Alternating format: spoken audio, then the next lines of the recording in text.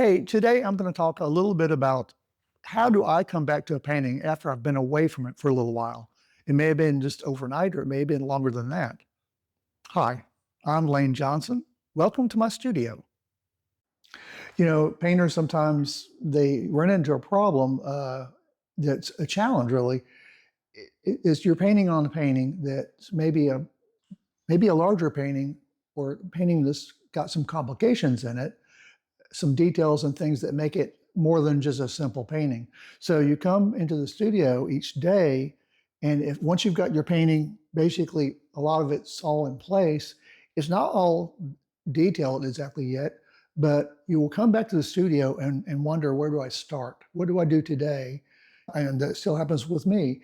At a certain point in a painting stage, I will sit down and make a list of a punch list of all the things that I need to do still. And this painting is about to that stage now. I know there's a few things I want to jump on really quickly, but one of the first things I do when I come to the studio is kind of a reset your mindset. Is I clean my palette off. The paint colors that are still good, I will still leave there, but all the areas that I was working in yesterday, they're going to get scraped off. So I have a nice clean area to mix colors in. So that kind of gets me in the mindset of, hey, I'm about ready to paint. And then from that point, I kind of decide, look at the painting, and do I need to do anything else? And one of the things I often do, and as you get towards the end of the painting, you need to do it less and less. But what I often do will oil out an area that I maybe worked in the day before and see if it needs to be oiled out. In other words, if any of these umbers, these dark earth tones have sunk a little bit, and then so oiling it out makes it ensure that I am getting the right values. If I'm going to mix colors to paint the area again, an example is if I'm putting down dark colors in for trees and letting that dry, and so the next day I want to come back with highlights and things like that, then I need to know that those dark values are what they really are.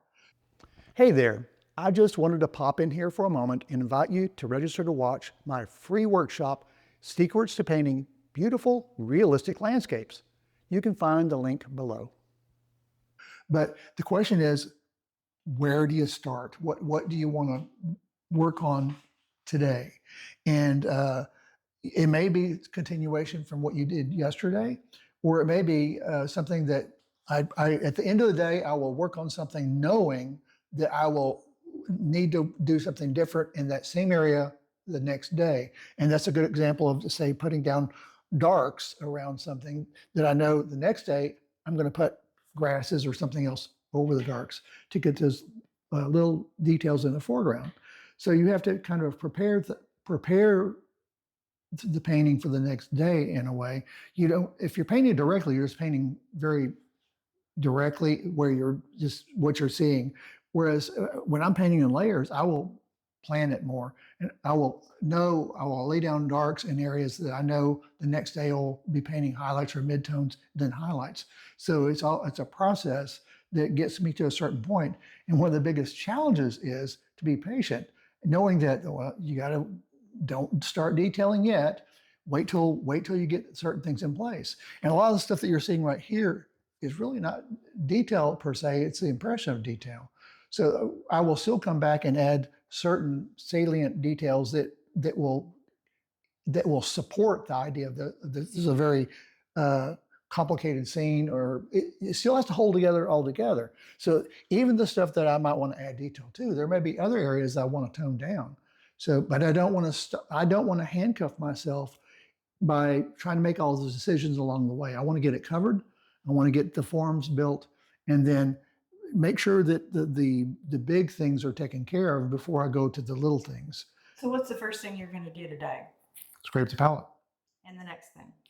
Oil out this area right here. This may be perfectly fine. I don't know until I try it out. And then after that? After that, I need to sit back and look, and I probably work on this area over here. There are some cast shadows that are happening right here. It's really interesting because on water, this kind of water, this area, the water is very clear, and so it's not shadows don't go across the water unless there's something in the water or on the surface of the water. So the shadows, it's really shallow right here. The shadows you're seeing will be the shadows that are on the ground. There's water above it, but you see those shadows. So, but at a certain point, they kind of diminish off, into where the rocks are and things like that. And some areas are more clear than others. What I'm also going to be checking at this stage of the painting is if I've got reflections, I want to make sure the reflections are accurate. For example, right here, this tree reflection right here, it's not really lined up to this tree. So you have two choices. Either you can correct the reflection or you correct the tree. It's pretty much easier to correct the tree. Just move this tree over a little bit and adjust it. So I'll be doing that too. So these little adjustments make it at the end of a painting look like it's totally real, like it's a real place. It doesn't give you that uncanny valley feel that this is really pretty, but something's off. And it's usually something small that will make something feel off. It may be like if you have a building, it may be the perspective's not quite right. It may be your reflective colors in water aren't exactly right. And you just have to look at it. And very often it's good if you can have some time away from it to come back and look at it. But you still have to decide, what am I going to work on today? And there's not really a wrong answer, because you still needed to come work on it. And it really comes down to get to the painting, get your paints out, don't be afraid, move forward. And I always say, when you have a painting, plan the painting. Don't just paint something and start adding things to it, because almost always, in my experience, the results are not good. Plan your painting. Make sure that you follow your plan, unless you see something along the way that you feel, oh, this works really well. I may be working in a cloud area and do some brush work and go, oh, that looks good. That feels like that's a really good pattern for this cloud. So I'll develop that. And I can do that with me because I've been painting clouds a long time, and I have the knowledge. I still look at clouds and I don't completely understand the way they do some things, but I do understand the way to do other things, the main things.